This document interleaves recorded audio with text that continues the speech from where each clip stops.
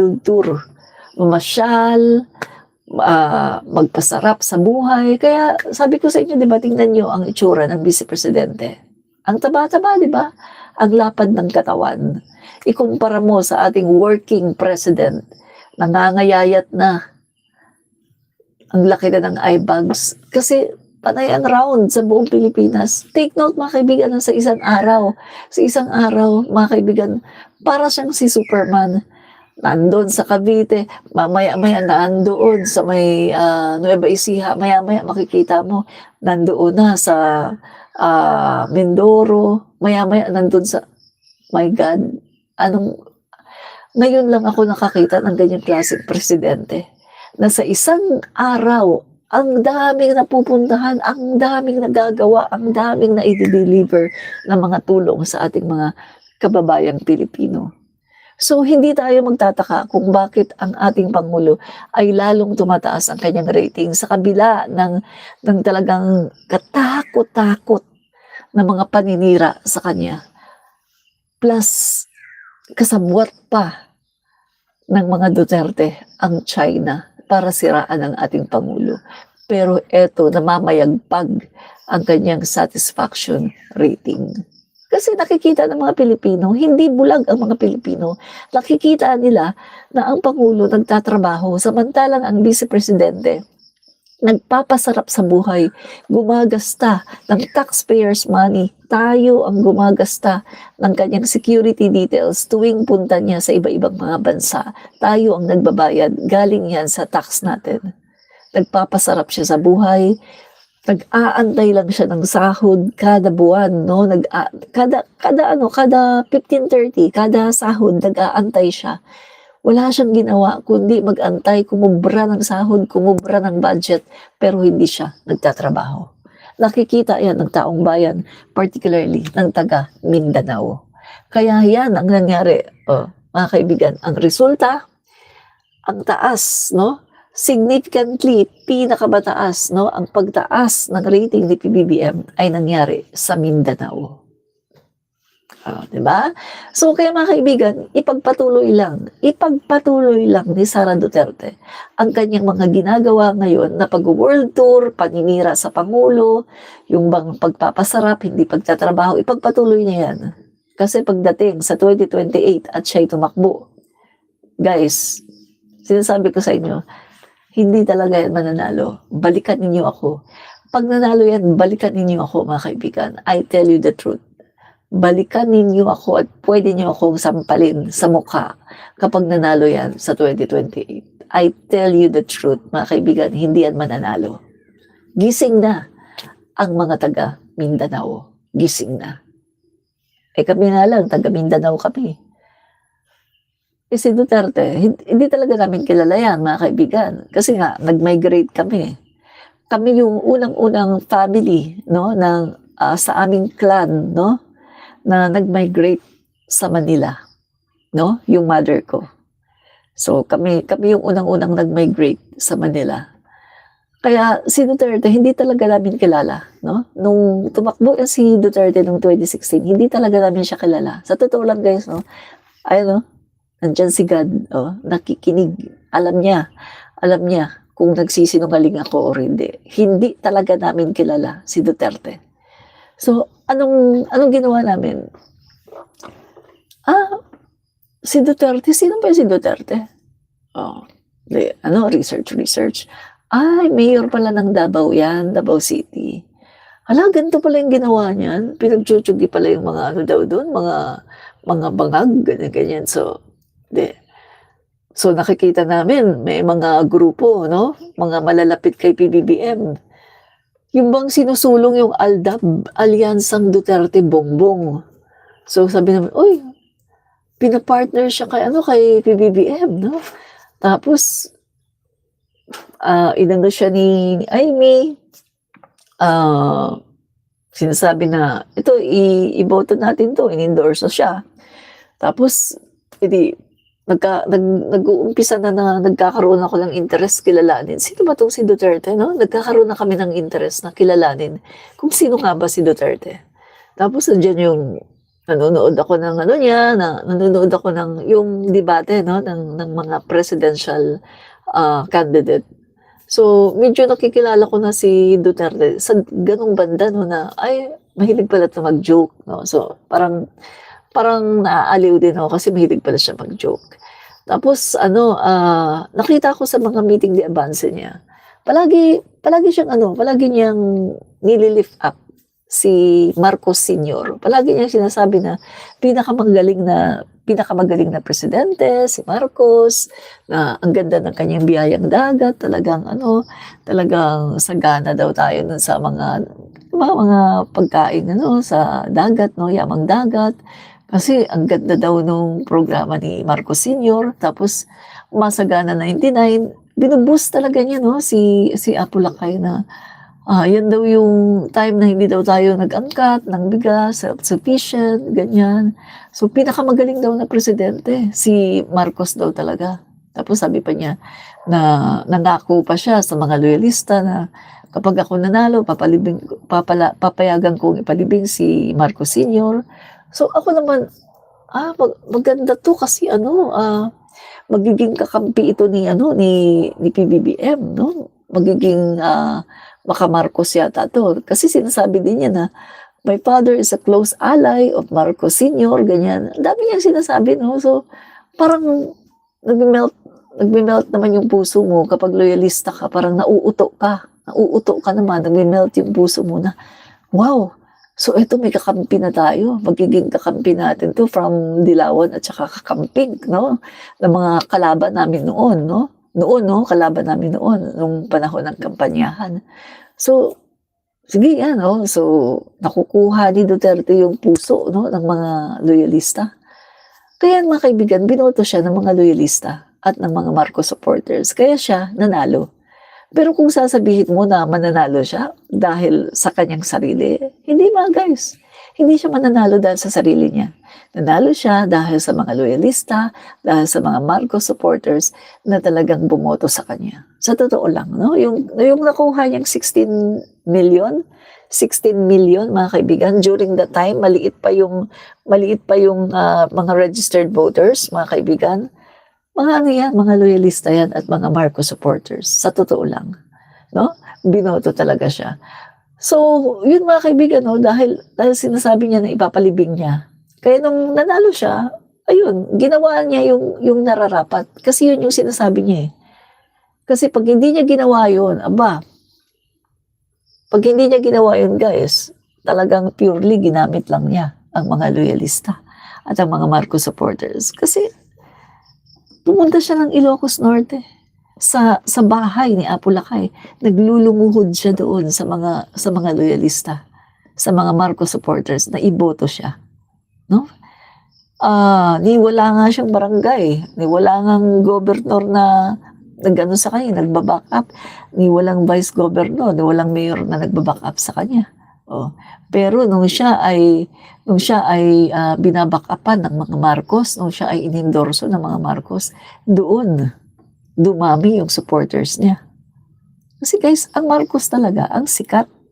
Ang Marcos talaga ang maraming supporters ever since 1965. O, 'di ba? Kaya, yun mga kaibigan 'no, eto, nagigising na yung mga taga Mindanao. Sabi ko nga sa inyo na etong SWS mga kaibigan 'no, yung, ang mga taga Mindanao ang may, makikita yung significant 'no, na pagtaas ng, satisfaction rating sa ating Pangulo. Kasi nagigising na ang taga Mindanao.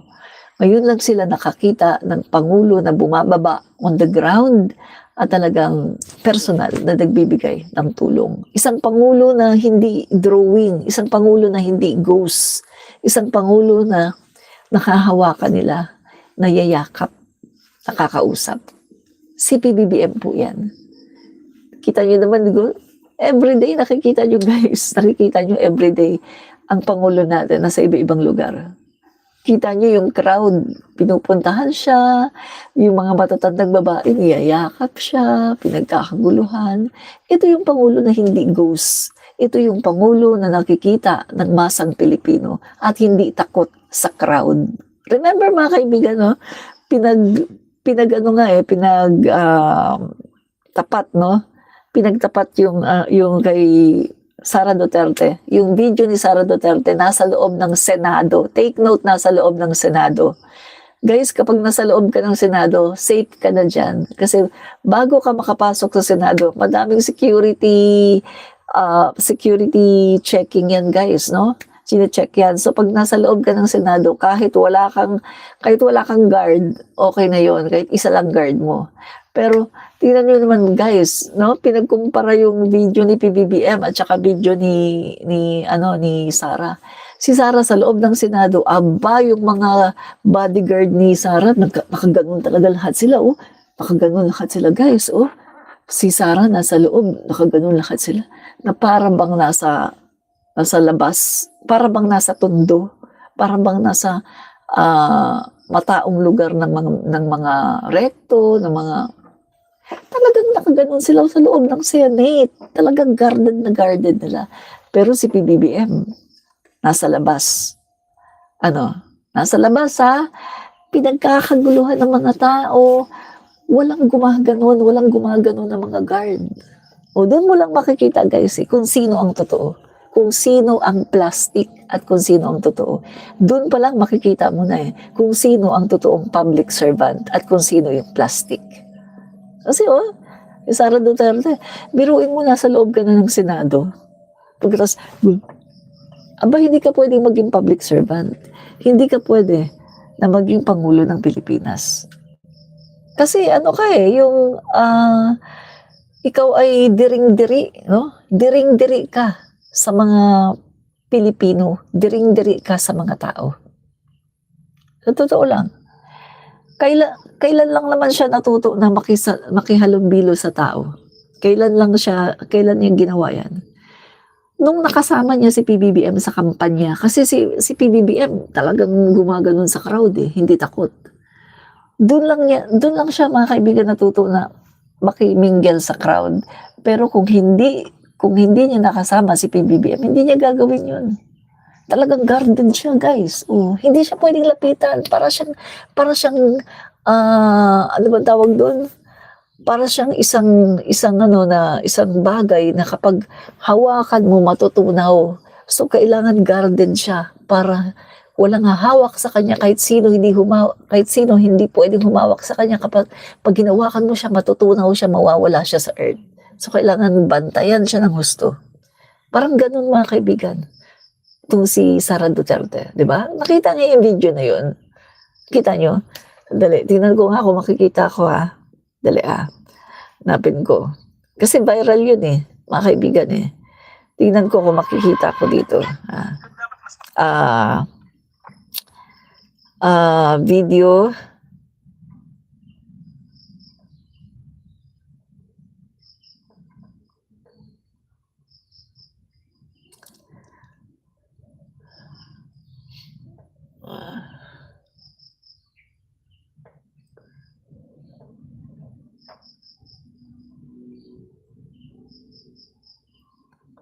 Dali, tingnan ko kung makikita ko yung video.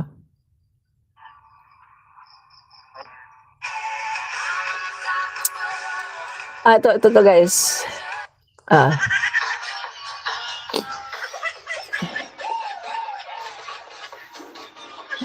Tanggalan ko ng sounds. Yan. Tingnan niyo yung nasa taas. Si PBBM, nasaan ba si PBBM? Outside in the street of Tondo, Manila. Yan.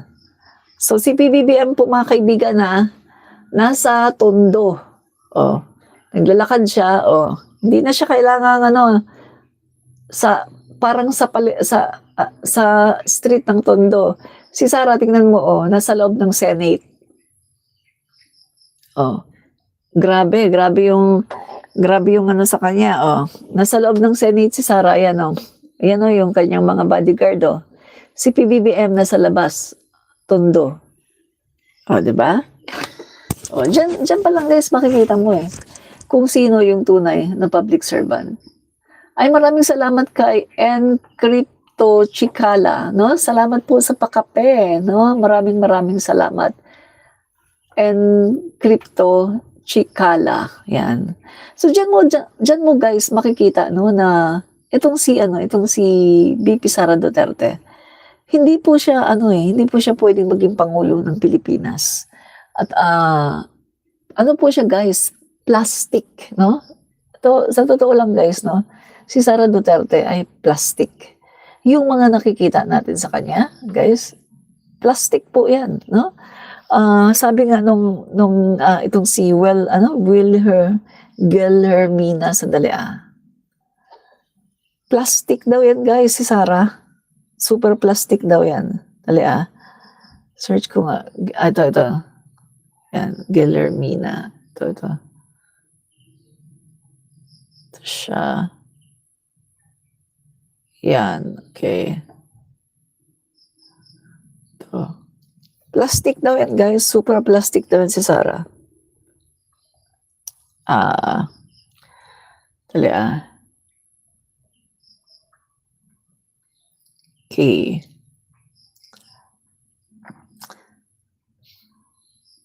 Dali But guys hanapin natin yung kanyang post na tinag niya si Sara Duterte. Kasi super plastic. Okay. Itong babaeng ito guys, ang nagpapunta sa kanya sa Davao, si Duterte, si Bongo, no? Parang tapos sinweldohan siya ng monthly, parang ginamit lang siya guys, no?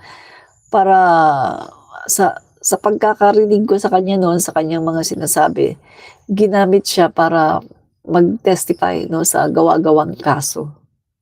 Alam mo mga Duterte na mahilig si Duterte mahilig maggawa-gawa ng kaso, di ba? Yan. Hanapin natin Ito. Ito siya Ito siya guys may tattoo pa siya Sara Duterte may tattoo siya. Yan. Ngayon mga kaibigan ay anti-Duterte na. Ang sabi niya, you cannot blame me. Kaya kami nawala dahil sa inyo. Inday Sara Duterte, Sebastian Baste Duterte, City Government of Davao. Mula sa mga t-shirt na yan, mga hoodies, wala galing sa inyo ni piso. Alam mo yan, Inday Sara, kahit sa effort ng Pilipinas, astig na magbigay ng ayuda, effort pa din ng grupo para sa iyo, para sa inyo. Then after that, last year was the worst year na pinahit and run ako at pinablackmail niyo. Alam mo ba, since 2017, wala kayong ambag sa sakripisyo namin, lalo na noong 2022. Nung namigay ka sa mga vloggers, hindi ako kasama doon kasi nga ayaw ko maging troll. Sumusobra na kayo, hindi mo kaya maging honest sa tao. Para kayong ahas na may tendency pa din manuklaw. Wala na, tapos na lahat ng panghaharas niyo at paglalaro ninyo sa amin. Bumabalik na sa inyo. Nako, bad word ito. HAYOP kayo. Ngayon, idadaan nyo sa harassment pag di kayo masunod. Yan. So, kita nyo, may tattoo pa siya, Sara Duterte, ang kanyang tattoo.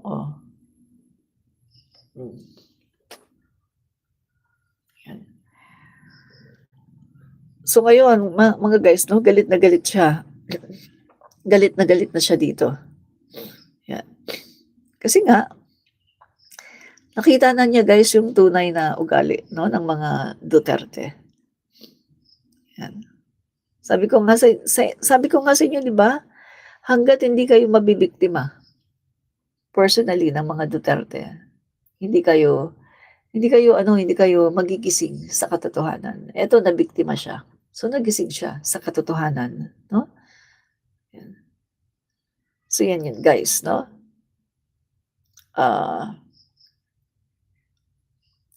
Guys, basahin ko lang 'tong ano, eto President Bongbong Marcos net satisfaction rating 'no.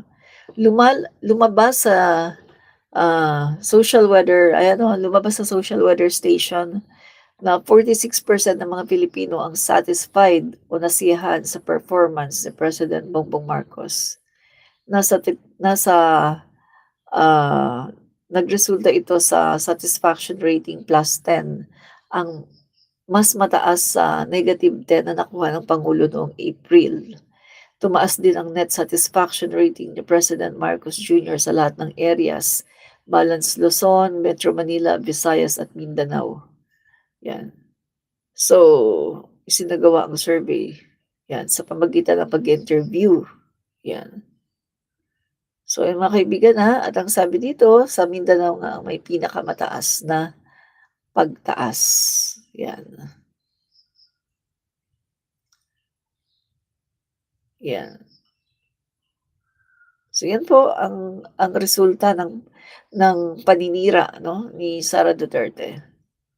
'Yan ang resulta ng paninira ni Sara Duterte, lalong tumaas si PBBM. 'Yan, 'di ba? Hmm, 'yan. 'Di ba? Lalong tumaas yung satisfaction rating ni PBBM at, sa Mindanao 'no. So, kita na ng mga tao, nakikita na ng mga tao kung sino ang nagtatrabaho at kung sino ang hindi, 'di ba? Buhay kawal BBM is the best, siya lang naman ang nagpabago sa Pilipinas, ang dating tahimik ngayon ay magulo. Magulo talaga ngayon, bakit? Dahil merong Vice Presidente, merong mga Duterte na walang ginawa kundi manggulo. Tingnan niyo, mga kaibigan, si si Pinoy, oh, let's say na lang si Gloria Macapagal-Arroyo. After ni Gloria, maging presidente, si Pinoy nanahimik. Hindi ka makakita 'no, na si Pinoy ay nanggulo. Tumahimik si Pinoy. Hinayaan niya si Gloria kasi si Gloria na ang pangulo, 'di ba? Kahit maraming naging katiwalian si Gloria, so hinayaan niya, tahimik siya. Ngayon, nung, itong si Pinoy, si Duterte naman 'no, pag-alis ni Pinoy, anong ginawa ni Duterte? Oh, 'di ba, si Duterte din, ang dami ding sinasabi tungkol kay Pinoy, 'di ba? Kung matatandaan niyo, madaming sinasabi si Duterte about Pinoy. So, napigilan lang si Duterte dahil tinawagan siya ni Chris Aquino.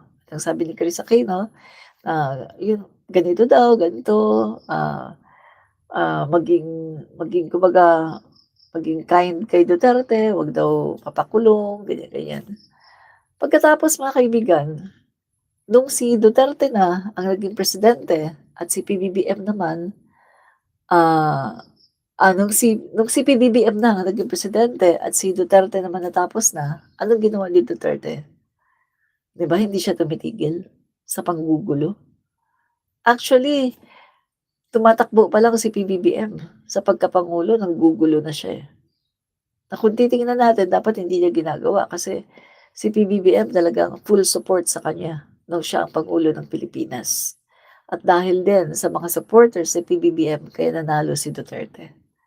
Pero anong ginawa ni Duterte? Tumatakbo pa lang si PBBM ginugulo na niya, oh, 'di ba?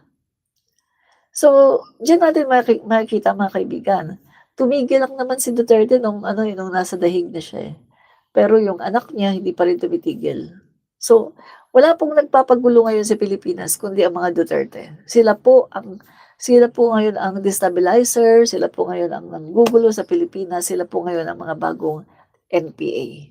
Sila po ngayon yung mga taong labas, mga NPA, ang mga Duterte at ang mga DDS. Kasi sila yung nanggugulo, Sila yung mga toxic sa lipunan at nanggugulo sa gobyerno. Yan po, katotohanan mga kaibigan 'no, katotohanan yan.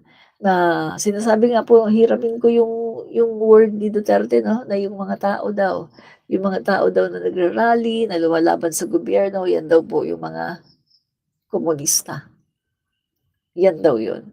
So etong mga DDS na 'to, yan sila VP Sara Duterte, yan sila ngayon yung mga bagong komunistang NPA. Sila yung lumalaban sa gobyerno, sila yung mga taong labas, sila yung mga destabilizer, sila yung mga gustong magpabagsak sa gobyerno. Sila yung mga masasamang tao, 'no, na ang gusto ay bumagsak ang ating gobyerno. Sila yung magulo, 'no? So, tama yung sinasabi mo, buhay kawal, magulo ang Pilipinas dahil may mga Duterte na nanggugulo, may mga DDS na nanggugulo. 'Di ba lately nga lang nung, September 21, oh, nabuking ang kanilang plano, oh, na nagbayad at anong gustong gawin sa mga kabataan? Sugurin daw ang Malacanang 'no, binayaran ang mga kabataan para sugurin ang Malacanang at para sunugin. Kita mo yung kahayupan ng mga 'yan, nakita mo yung kademonyohan ng mga 'yan, na masyadong matakaw, greedy sa kapangyarihan. Para lang makaupo sila sa puwesto, gagawin nila ang lahat. Tingnan mo yung pagiging sakim, sakim ang mga 'to, napakasakim nila sa kapangyarihan, greedy, 'no? Na gagawin nila ang lahat, maupo lang sila sa puwesto. Pero hindi naman pinayagan ng Diyos na mangyari 'yan. Dahil mga kaibigan, ah, alam naman po ng Panginoon, eh, na na kung sino ang nagtatrabaho at kung sino ang nanggugulo lang sa bansa, 'di ba? So, mga kaibigan 'no, itong ginagawa ngayon ni Sara, hindi pa po 'yan titigil, guys, hindi pa 'yan titigil. Hangga't hindi niya mapapabagsak si PBBM, hindi 'yan titigil. Sakim 'yan guys, eh, sakim. Gusto niya ng kapangyarihan pero ayaw niya magtrabaho. Gusto niya ng kapangyarihan pero ayaw niya ng accountability. Yan ang sakim. Sakim sa kapangyarihan at walang iniisip kundi ang kanyang sarili. Magulo, magulo si Sara Duterte. At, salot 'no, in short, salot sa Pilipinas. Yan po ang salot 'no. Guys, tanggalin mo si Sara Duterte, tanggalin mo ang mga DDS, tanggalin mo si Sara Duterte, ay naku, ang ganda ng buhay sa Pilipinas. Tahimik, ang ganda ng ekonomiya, boom na boom. 'Pag tinanggal mo si Sara Duterte, tanggalin mo ang mga DDS, ay, ang ganda ng buhay ng Pilipinas, ang ganda ng buhay ng Pilipino. Napakaunlad natin, maunlad tayo kapag nawala ang mga